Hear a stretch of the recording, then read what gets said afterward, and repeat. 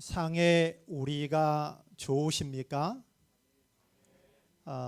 우리 군인 형제들이 지난달에는 우리 석현님이 그리고 오늘은 우리 주영님이 자리에 함께 했습니다.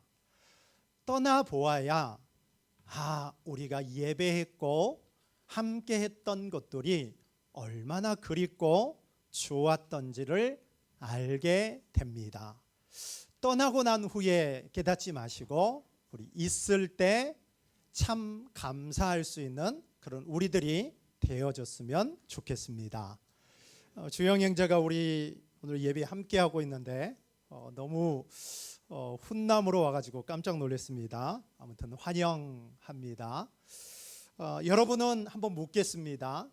정리정돈을 잘하시는 편입니까? 아니면 잘 못하시는 편입니까? 저의 예를 들까요? 저희 첫째는 저를 닮아서 잘하고 저희 둘째는 사모님을 닮아서 그렇습니다. 자, 여러분은 어떻습니까? 정리정돈을 잘하시는 분들이 있고 이 부분을 정말 어렵게 생각하는 분들이 있을 것입니다. 우리가 교회에 올 때 어떤 업체를 이 시간 좀 언급해서 좀 죄송하지만 아마 한 번쯤은 보셨지 아니할까 생각이 듭니다. 우리 출입문 바로 옆에 있는 이 업체를 보면 이 공간은 오피스용이 아니고 언제부턴가 오피스용이 창고 대행으로 이렇게 쓰여지더라고요. 그래서 우리 출입문 옆에 있는 공간은 창고로 사용을 하고 있는데 보신 분들은 아시죠?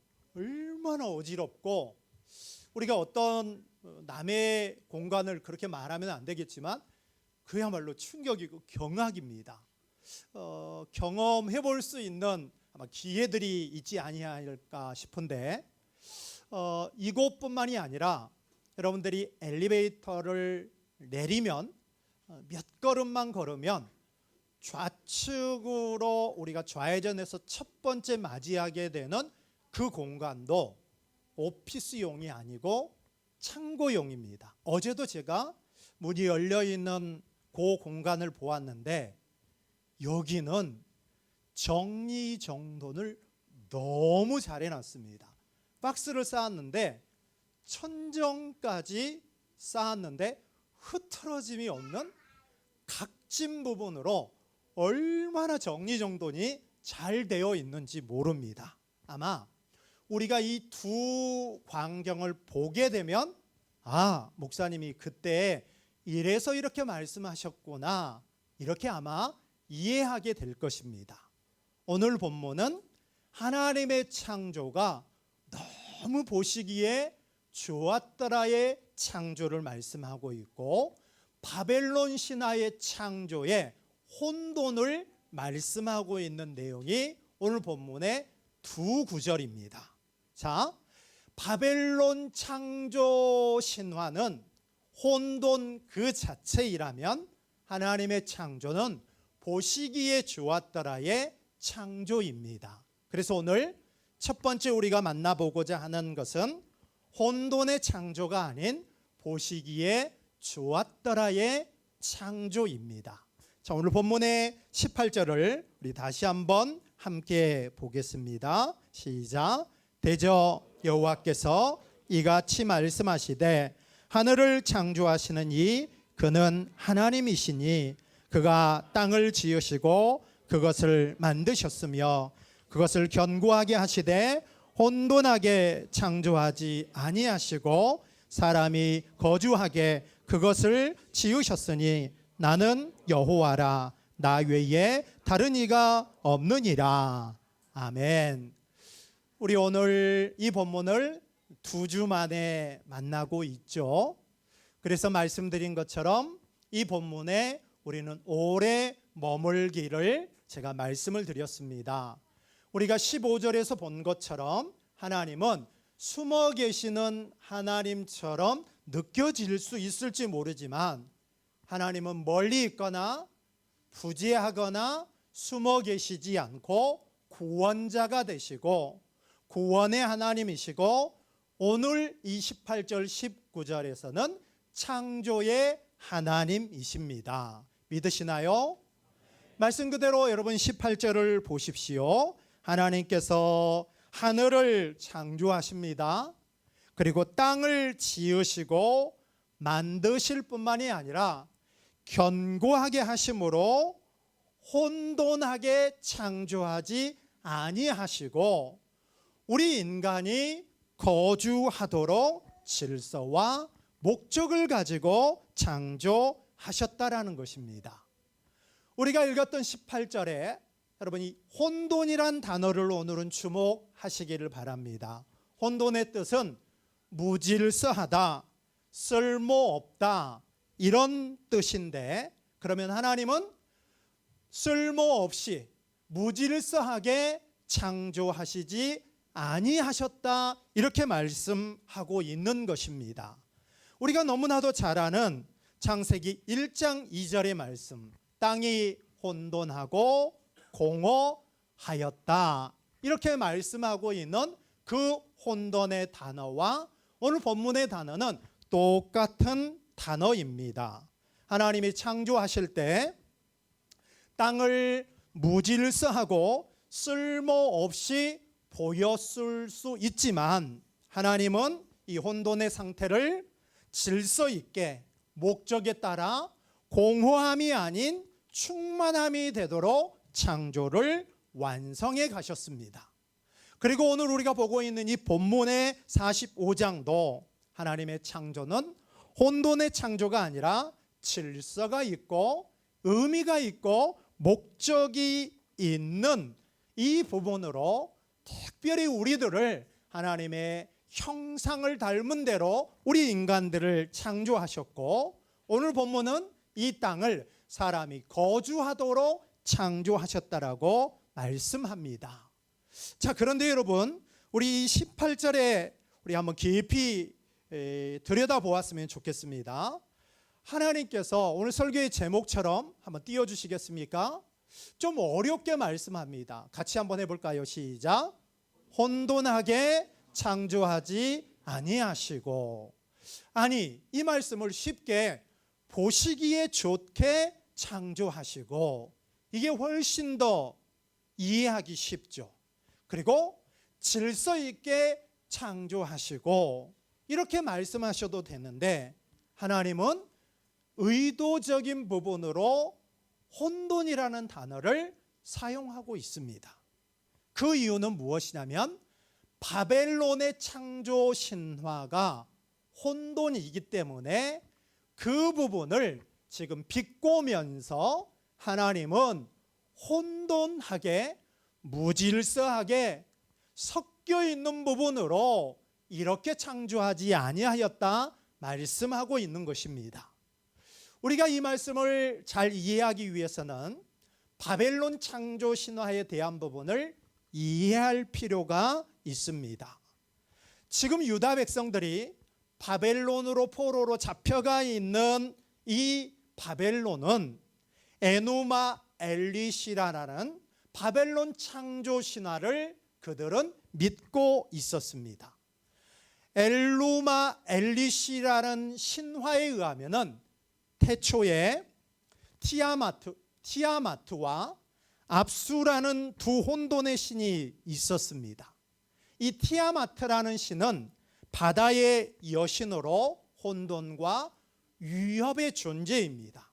그런데 어느 날 이 신들 가운데 전쟁이 일어나게 됩니다. 그래서 젊은 마르둑이라는 이 신이 바다의 여신이라고 불리는 이 티아마트를 죽이게 됩니다.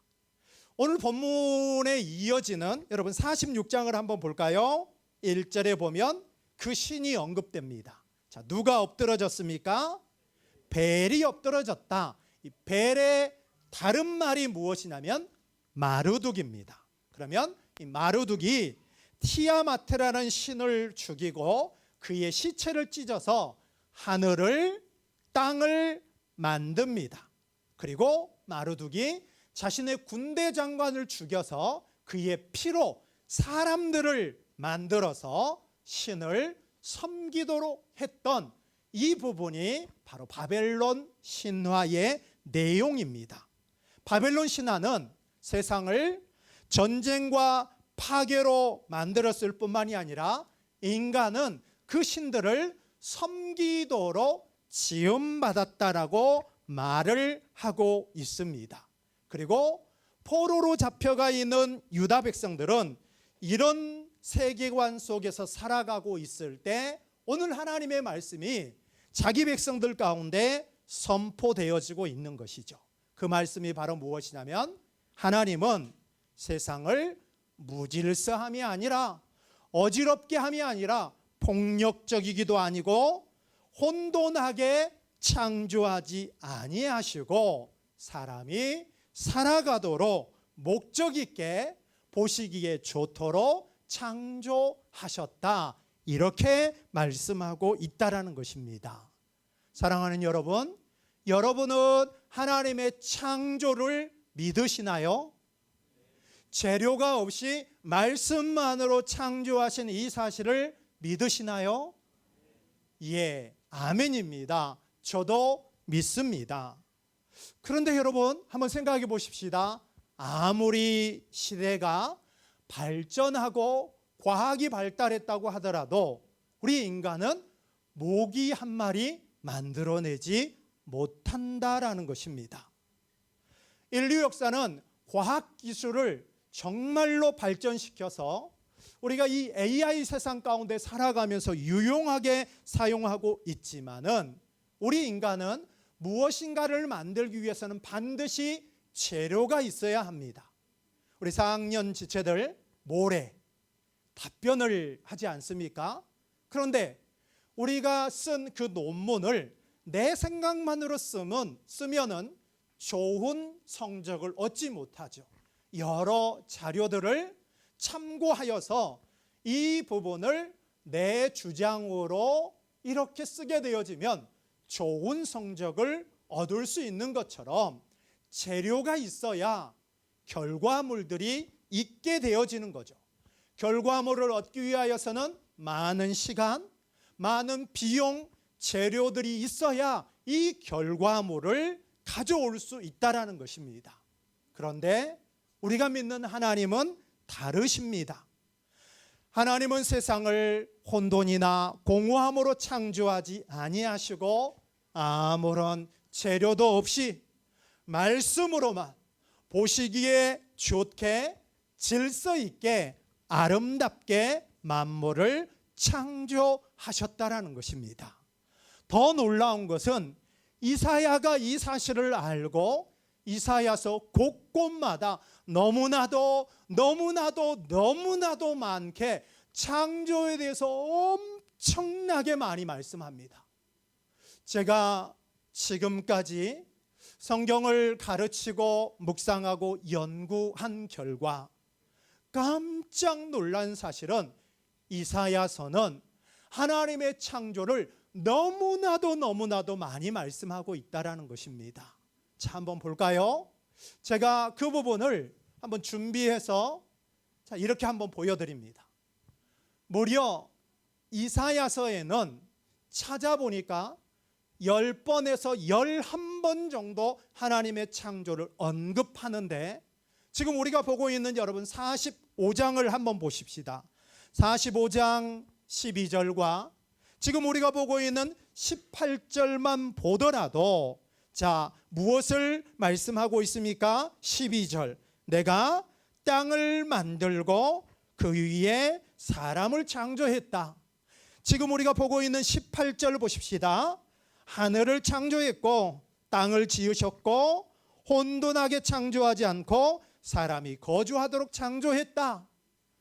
무려 이사야서 가운데 이 부분을 10번에서 11번 정도 우리 한번 다 찾아보라고 하면은 안 찾아볼 것 같아서 제가 이렇게 친절하게 준비를 했습니다. 더 놀라운 것은 여러분 마지막 두 구절을 한번 보십시오. 65장 17절과 66장 22절은 미래에 있을 뭘 말씀하죠? 새하늘과 새 땅에 대해서 새로운 창조에 대한 부분까지 무려 이렇게도 많이 창조에 대해서 말씀하고 있다라는 것입니다. 그런데 여러분, 지금 이사야서가 전해주고 있는 이 당시는 우리가 그동안 살펴보아서 알고 있는 것처럼 앞으로 있게 될 150년 뒤의 일들을 미리 예언하고 있어요. 현재 상황으로는 포로가 된 상태가 아니다라는 거예요. 그런데 여러분, 이 부분에 대해서 설령 150년 뒤를 우리가 먼저 갔다라고 가정을 해보십시다. 그러면 유다 백성들이 지금 포로의 상황 가운데서 창조, 곧 새로운 시작에 대한 부분을 말씀하고 있는 이 부분을 포로인 자들이 들었을 때 그들의 가슴이 얼마나 뛰었겠습니까? 얼마나 희망적이고 얼마나 그날을 손꼽아 기다렸겠습니까? 생각해 보십시오. 건강을 잃어보고 난 후에야 건강의 소중함을 압니다. 그런데 유다 백성은 예루살렘 성전이 무너졌고 예루살렘이 불타 없어졌고 나라는 망했고 자신들은 포로로 잡혀와 있는데 하나님이 수차례 나는 어떤 하나님이다? 창조의 하나님이라고 하면서 내가 광야의 길을 사막의 강을 낼 것이다, 이 말씀을 너무나도 많이 언급할 때 백성들의 마음이 어떠했을까요? 얼마나 희망이 되어졌겠습니까? 얼마나 그날을 손꼽아 기다렸겠습니까? 그런데 이런 은혜를 누려야 되지만 죄성이 있는 사람들은 그날을 손꼽아 기다리기보다는 어떻습니까? 과연 그렇게 되어질까? 의심부터 들었을 것입니다. 저의 얘기, 우리의 이야기를 한번 해볼까요? 제가 입만 열면 여러분 뭘 보십시오? 제가 말씀하죠. 성경을 보시고 말씀을 보십시다. 수차례 말씀을 드립니다. 자, 오늘도 제가 여러분 오직 성경, 하나님의 말씀이 중요합니다, 이렇게 말씀을 드리면 우리 가운데 다가오나요? 찔림이 있나요? 그렇게 실천을 하고 있나요? 그렇지 않은 것 같아요. 다 알고 있는 말씀 또 목사님 하시네, 이러고 끝날 수 있는 것처럼 오늘 본문의 상황도 마찬가지이다라는 것입니다. 아마 이 망해버린 나라 가운데 포로로 잡혀와 있는 백성들 가운데 이렇게도 많이 창조를 언급할 때 백성들이 듣지 않았을 수도 있어요. 그러나 하나님은 그들이 듣든지 안 듣든지 계속해서 무엇을 말씀하고 있습니까? 창조에 대해서 내가 이렇게 새롭게 할 것이다, 새로운 시작을 할 것이다 말씀하고 있다라는 것입니다. 바벨론 창조 신화의 그 세계관에 노출되어져 있던 자기 백성들 가운데 나의 창조는 혼돈의 창조가 아니라 보시기에 좋았던 선한 창조이고 재료를 사용하지 않는 말씀만으로 창조하신 창조의 하나님께서 포로인 그들과 지금 이 시간 예비하고 있는 우리들이 만나고 있는 이 무질서함과 그리고 혼란과 혼돈이란 이 부분을 새롭게 하실 것이다라고 지금도 말씀하고 있습니다. 할렐루야. 오늘 저와 여러분 가운데 얼마나 우리 시대가 그리고 우리 사회가 희망이 보이지 않고 혼돈의 혼돈이고 무질서한 무질서가 계속되고 있는 이 시대 가운데 오늘 하나님은 이사야서 말씀을 열어서 우리 가운데 하나님의 창조에 대한 부분들을 말씀하십니다. 우리 가운데 힘겹고 희망과 소망이 보여지지 아니하는 우리 젊은 세대들 가운데 하나님께서 이렇게 창조하실 것이다, 새로운 시작으로 일하실 것이다라는 것을 우리 가운데 이 시간 말씀하고 있다라는 것입니다. 창조의 영인 성령께서 우리를 새롭게 해 주실 것이다라는 것을 이 시간 예배하고 있는 우리들은 그러면 뭐 해야 됩니까? 소망하고 갈망해야 한다라는 것입니다. 창조의 하나님은 혼돈을 만난 내 삶 가운데 함께 하십니다. 아멘. 그 하나님은 여전히 우리에게 말씀하십니다. 내가 희망이 되어야 됨에도 불구하고 희망이 되어지지 않고 있는 우리들을 바라보면서 실망했다 말씀하시지 않고 여전히 기다려 주신다라는 것입니다. 하나님 그분이 하시면 완벽합니다. 오점이 없습니다. 그런데 그 하나님의 일들을 위하여서 우리를 뭐합니까? 초청하고 우리를 초대해서 그 일을 우리 가운데 맡기십니다. 우리가 그 일을 감당함에 있어서 그 일을 감당하면서 쓰러지기도 하고 실수하기도 하는데 마침내 나를 통하여서 그 일을 함으로 말미암아 이 고백을 듣기를 원합니다. 하나님이 하셨습니다.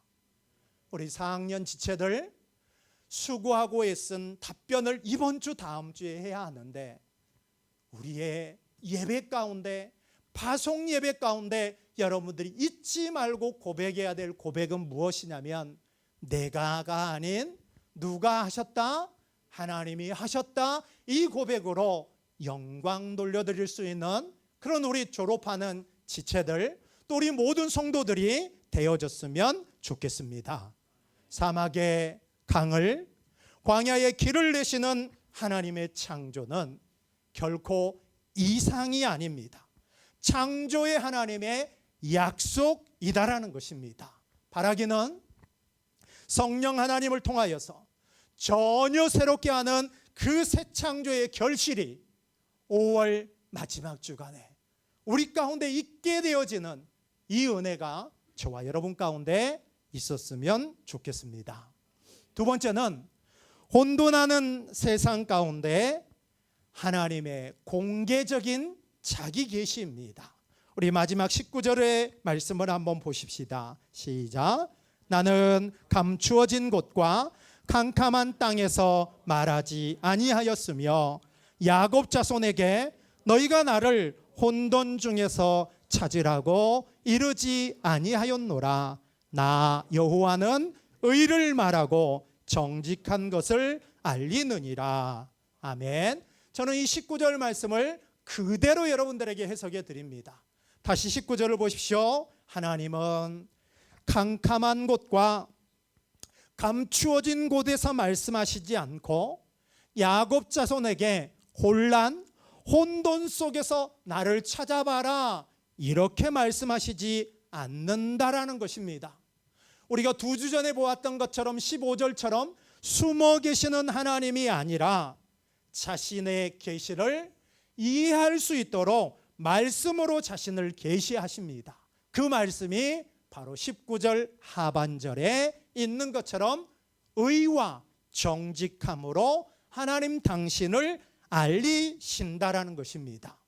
의와 정직함으로 하나님을 알린다라는 것은 무엇이냐면 다른 우상들과 달리 동굴에 숨어서 캄캄한 곳에서 우상들은 자신들을 감추고 있지만 하나님은 그렇게 자신을 감추지 않고 혼돈으로 말씀하지 않고 의와 정직으로 자신을 계시하신다라고 19절은 분명히 말씀합니다. 그러면 여러분 18절과 19절은 똑같은 패턴입니다. 자, 18절을 보십시오. 어떻게 창조하지 않으셨다고 말씀했습니까? 혼돈하게 창조하지 아니하셨다. 자, 19절 패턴 보십시오. 어떤 상태로 찾으라고 이르지 아니하신다고요? 혼돈 중에 찾으라고 그렇게 말하지 않는다. 이 말은 무엇이냐면 혼돈하는 세상 가운데 하나님은 공개적으로 자신을 드러내신다라는 것입니다. 자, 지금부터 2가지 예를 한번 적용해 보려고 합니다. 자, 하나님은 멀리 계시지 않고 숨어 계시지 않고 혼돈 속에서 나 찾아봐라, 나 만날 거야 이렇게 말씀하시지 않고 공개적으로 하나님 자신을 드러내신다라는 것입니다. 그런데 이상하지 않습니까? 유다 백성들이나 제자들의 삶이나 우리의 삶을 보면은 하나님 그분이 너무 멀리 계신 것 같아요. 하나님 그분이 숨어 계신 것 같아요. 하나님 그분이 공개적이지 않고 비공개적인 부분으로 숨어 계신 것처럼 느껴질 때가 한두 번이 아니다라는 것입니다. 자, 이 이해를 제자들의 이해를 통하여서 한번 살펴보겠습니다. 마가복음 4장을 보면 오병이어의 기적을 경험한 제자들이 예수님께서 배를 타고 건너가라고 하자 제자들은 그 말에 순종하여서 이 벳세다를 떠나 건너편으로 배를 타고 가다가 안타깝게 그들이 풍랑을 만납니다. 여기서 우리가 한 가지 기억할 것은 무엇이냐면 풍랑이라는 것은 그들이 만난 풍랑이나 우리가 이 시대에 만난 어려움은 동일한 부분입니다. 그러나 제자들과 고대 사람들의 그 사고 가운데는 바다는 혼돈을 상징하는 곳이었습니다. 그래서 욥기를 보거나 시편을 보거나 이사야 27장을 보면은 바다는 무엇을 상징하냐면 혼돈을 상징합니다. 그래서 그 바다에 무엇이 존재하냐면은 우리 욥기 볼 때도 같이 살펴봤어요. 기억나시죠? 리워야단, 악의 상징, 그 다음에 혼돈을 상징하는 그 괴물. 그래서 가끔 성경에서 용으로 등장하기도 하고 불을 뿜는 동물이기도 하는 악의 상징, 그리고 혼돈의 상징이 바로 무엇이냐면은 리워야단입니다. 그러면 제자들은 지금 그 혼돈을 상징하는 바다 가운데 지금 어려움을 만나게 된 상황입니다. 자, 여기서 여러분 오해하지 마십시오. 바다는 혼돈이고 육지는 질서이다, 이런 부분이 아니라 상징이라고 제가 말씀드렸습니다. 자, 혼돈이란 상황을 만나고 있는 제자들의 상황을 한번 보십시다. 그들이 혼돈이란 혼란을 만났을 때 어떻게 했나요? 그들은 혼돈 자체만을 보게 됩니다. 풍랑이라는, 파도라는, 그래서 두려워합니다. 그래서 그들의 경험으로 자신들은 어부 출신이기 때문에 이 상황을 벗어나기 위해서 열심히 노를 졌습니다. 그러나 결과는 어떻습니까? 나아지지 않습니다. 저와 여러분의 한계는 무엇이냐면 내가 지금 힘겨운 상황을 만났어요. 그 힘겨운 상황을 줌으로 당겨서 가까이 두고 그 너머에 계신 주님을 봐야 되는데 이 상황만 보고 다른 거는 보지 못한다라는 것입니다. 그러면서 이 상황을 벗어나기 위해서 열심히 내 나름대로 방법과 또 여러 가지 사람들을 동원하고 돈을 동원하여서 이 부분을 해결하려고 하지만 되어지지 않습니다. 그러자 제자들이 어떻게 했습니까? 해보고 다 안 되게 되어지자 배 안에 주무시고 계신, 처음부터 그 주님께 도움을 요청했으면 되는데 다 해보고 안 되니까 그제서야 주님을 뭐 하시는 거죠? 깨웁니다. 그래서 우리 주님이 어떻게 합니까? 그 혼돈, 풍랑을 향하여서 잠잠하라 하니까 멈추게 되어집니다. 할렐루야.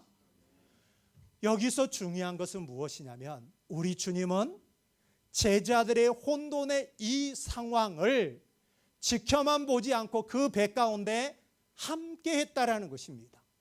예수 그리스도는 우리 가운데 혼돈 자체를 제거해 버리는 것이 아니라 그 혼돈을 허용하면서 그 상황 가운데 함께 하신다라는 것입니다. 이게 믿음의 길입니다. 잘 기억해야 합니다. 예수 믿음으로 고속도로만 있고 꽃길만 있는 게 아니라 비포장이 있고 좁은 길이 있는데 반드시 그곳에 우리 주님이 함께 하신다라는 것입니다. 할렐루야. 그 주님을 보라라는 거예요. 아까 우리 찬양했잖아요. 시선이 그 주님으로 가야 되는데 지금 우리는 요 상황만, 제가 그러고 우리 모두가 그렇다라는 거예요. 그런데 이 시간 말씀을 통하여서 우리가 혼돈을 만나고 우리가 어려움을 만났을 때 그 혼돈을 허용하시면서 지금 함께하고 계신 그 주님께 우리의 시선과 마음이 갈 수 있는 그런 저와 여러분이 되어줬으면 좋겠습니다. 바울의 예를 한번 들어보면서 말씀을 정리하려고 하는데요. 사도행전 27장을 이 시간 우리 한번 찾아보겠습니다. 사도행전 27장에서 조금 우리가 볼 때가 많아서 화면으로 준비했지만 우리 성경으로 한번 보십시다. 사도행전 27장, 바울이 죄수의 몸으로 로마를 향하고 있는 장면입니다.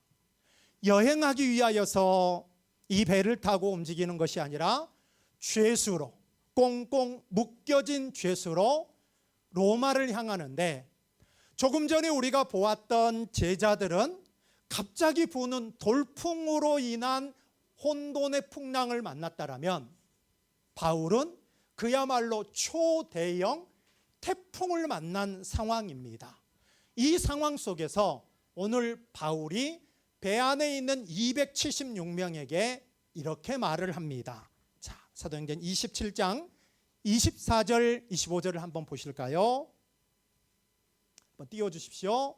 24절입니다. 시작. 바울아, 두려워하지 말라. 내가 가이사 앞에 서야 하겠고 또 하나님께서 너와 함께 항해하는 자를 다 내게 주셨다 하였으니. 아멘. 자, 24절 놓고요, 이 말씀을 한번 보십시다. 자, 돌풍이 아닌 유라굴로라는 태풍을 만났어요. 이럴 때 하나님께서 바울에게 말씀합니다. 아까 상황 속에서 제자들은 두려워했지만 바울에게 주신 첫 번째 말씀은 뭐 하지 말라? 두려워하지 말라. 그리고 누구 앞에 선다라고 말하죠? 가이사. 가이사는, 이 말은 무엇입니까? 풍랑 만났지만, 이 배 가운데 위기 만났지만 죽지 않고 어디에 서게 될 것이다? 로마 황제, 로마 가운데 네가 들어갈 것이다. 이 말은 죽지 아니할 것이다. 그러면서 배 안에 있는 모든 사람을 너에게 다 주겠다. 찾아볼까요? 37절을 보십시오. 배 안에는 몇 명이 있었습니까? 276명을 이 바울에게 줍니다. 그리고 25절 말씀을 보아야 합니다. 시작. 그러므로 여러분이여 안심하라.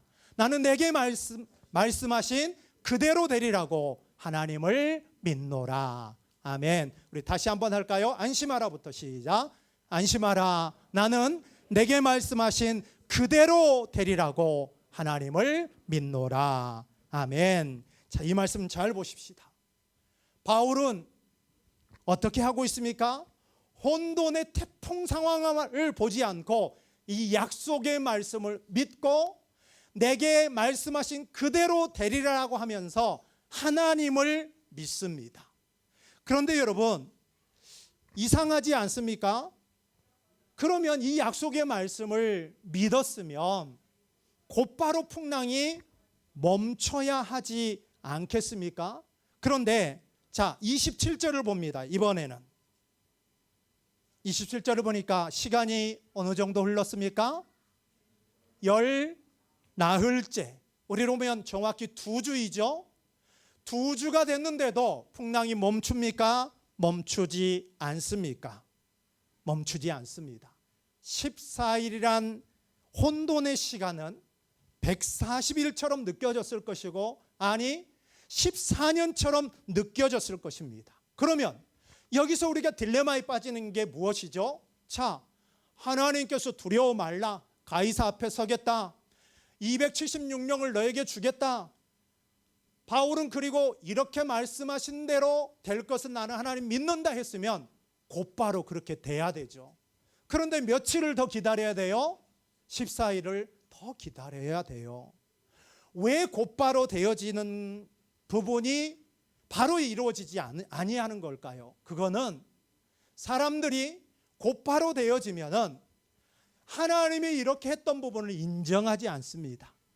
우연히 된 거야. 이러니까 하나님은 며칠을 기다리냐면 14일을 기다립니다. 그래서 여러분 생각해 보십시오.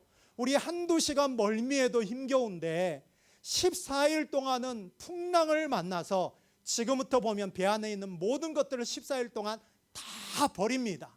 그 부분을 한번 볼까요? 자, 버리는 부분들을 지금부터 한번 살펴보았으면 좋겠습니다. 자, 구명보트를 버립니다. 32절을 보십시다. 거룻줄을 끊어 떼어버렸다. 이거는 우리로 본다면 마지막 보루인 구명보트예요. 이거 타고 탈출해야 되는 것을 버립니다. 그 다음에 무엇을 버리는지 한번 보실까요? 38절입니다. 자, 배부르게 음식을 먹고 뭘 바다에 버리죠?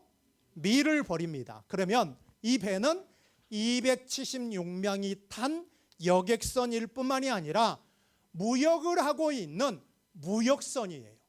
배가 무거우면 가라앉으니까 그 돈이 되는 이 밀을 뭐 하는 거예요? 다 버리는 거예요. 자, 구명보트도 버렸고 밀도 버렸습니다. 그리고 결과는요, 이 배가 안전하게 도착해야 되는데 다 깨져버려요. 그리고 배가 완전히 난파되어져서 사람들이 어디에요? 멜리데라는 섬에 헤엄을 쳐서 상륙을 합니다.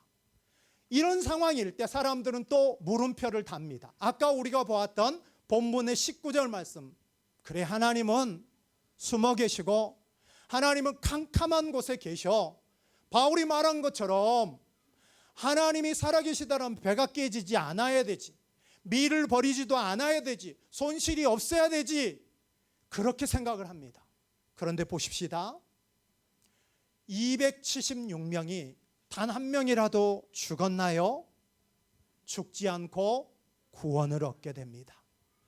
다 버리고 우리가 가지고 있는 것들을 의지하지 않고 다 내려놓게 될 때 그제서야 모두가 살게 되어지는, 우리 인간이 더 이상 일할 수 없다라고 인정하고 다 내려놓게 되어질 때 그제서 하나님은 일하기 시작합니다. 근데 우리는 어떻습니까? 하나님이 일하려고 하는데 부모님에게 도움을 청해요. 그래서 하나님이 딱 일하려고 했다가 부모님이 그 일을 처리해 버려요. 그러니까 우리가 이 패턴으로 익숙해져 있다 보니까 어려움 당하면 하나님을 믿으면서도 하나님을 의존하지 않고 누구에게요? 사람에게 손길을 벌리는 거예요. 그래서 하나님은 우리 가운데 있는 것들을 하나씩 가져가는 거예요. 이것도 건강, 물질, 지혜, 관계 가져가고 다 비워졌을 때 그제서 하나님은 우리 삶 가운데 찾아와 주셔서 일하기 시작합니다. 276명 한 명도 죽지 아니하였을 뿐만이 아니라 로마에 비하면 멜리데는 아무것도 아니었던 그 섬이 복음화 되어집니다. 할렐루야. 이게 하나님의 놀라운 일하심, 하나님의 공개적인 일하심이 바로 로마라는 나라의 수많은 사람들은 주목하지만 하나님은 멜리데라는 곳으로 이 수많은 사람들을 이끌어서 그들뿐만이 아니라 멜리데 섬까지 구원을 하고 있는 놀라운 하나님의 일하심의 역사를 볼 수 있다라는 것입니다. 개혁주의자 존 프레임 목사는 이렇게 말합니다. 혼돈은 하나님이 제압해야 할 경쟁자가 아니라 하나님이 정복하시고 사용하시는 도구이다. 그렇습니다. 하나님은 뭘 사용하십니까? 혼돈까지도 사용하십니다. 우리 욥기 볼 때 기억나십니까? 그 리워야단, 우리 가운데 힘겨움과 어려움을 가져다주는 상징, 그 리워야단이라는 괴로움을 하나님은 그 리워야단이란 그 무서운 용이라는 이 짐승을 하나님 앞에서는 애완동물이 되게 하시는 분이 우리가 믿는 하나님이심을 믿으시기를 바랍니다. 우리가 겪는 혼돈과 힘겨움으로 인하여서 내가 탄 배는 깨어질 수 있지만 그러나 주의 뜻은 결코 부서지지 않습니다. 하나님은 우리의 삶 가운데 함께 하시고 혼돈까지도 하나님의 계획과 주권 가운데 있다라는 것을 확신하면서 하나님 그분을 향한 신뢰가 우리 가운데 사라지지 않는 저와 여러분이 되어졌으면 좋겠습니다. 오늘 말씀의 결론입니다. 다시 오늘 본문으로 한번 돌아올까요? 혼돈하는 세상 가운데 하나님은 공개적으로 의와 정직함으로 자신을 알리십니다. 예레미야를 통해서 이렇게 말씀합니다. 29장 13절 말씀입니다. 시작. 너희가 온 마음으로 나를 구하면 나를 찾을 것이요 나를 만나리라. 아멘. 그렇습니다. 혼란과 혼돈을 만났습니까? 그렇다면 온 마음으로 하나님을 찾음으로 말미암아 숨어 계시는 하나님이 아니라 나를 찾아와 주시는 그 하나님을 만나게 되어지는 은혜가 우리에게 있었으면 좋겠습니다. 우리 주님은 의인을 부르러 온 것이 아니라 죄인을 부르러 오셨습니다. 희망이 보이지 않는 이 시대 가운데 창조, 새 창조의 영인 성령으로 우리를 새롭게 하실 것입니다. 하나님의 관심은 세상이 바뀌는 것이 아니라 세상 속에 살아가고 있는 저와 여러분이 바뀌어서 예수 닮기를 바라고 있으시다라는 것입니다.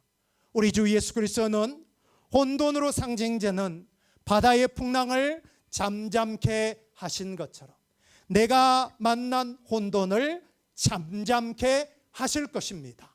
예수 그리스도는 창조자이십니다. 그분은 또한 공개적으로 자신을 드러내십니다. 하늘 보좌를 버리시고 그분이 이 땅에 오셔서 육신을 입으시고 말씀이 우리 가운데 거하심으로 말미암아 내 안에 거주하십니다. 이게 공개적인 하나님의 일하심이죠. 그리고 우리 가운데 뭐 하십니까? 연합되어지고 우리 가운데 거하심으로 말미암아 혼돈하는 세상 가운데서 질서 있게 죽음을 생명으로 바꾸고 공허함을 충만함으로 바꾸신 분이 바로 우리 주 예수 그리스도인 것을 믿으시기를 바랍니다.